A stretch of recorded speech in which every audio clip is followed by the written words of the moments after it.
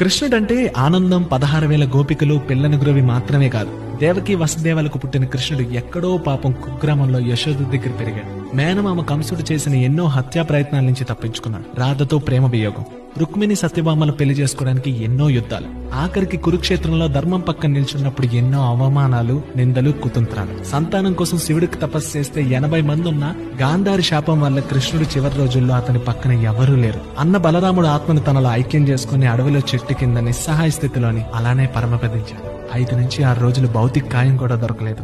అంతెందుకు, త్రేతాయుగంలో రాముడు వాలిని చెట్టుచాటు నుంచి చంపితే ద్వాపర యుగంలో అదే వాలి కాస్త వేటగాడిగా మారి కృష్ణుడిని చంపుతాడు. అందుకే కృష్ణుడు కర్మను నమ్ముతాడు. కృష్ణుడి జీవితాంతం కష్టాల్లో మనిషి ఎలా బతకాలో భగవద్గీత చెప్పిన గురువు, ద్వారకను నిర్మించిన ఇంజనీర్. కృష్ణుడి జీవితం అంటే గోపికలు మాత్రం కాదండి, కష్టాలను దాటిన ఎన్నో ఘట్టాలు, కన్నీటి బొట్టు దాల్చకుండా చివరి వరకు చిరునవ్వుతూ ఉండడం.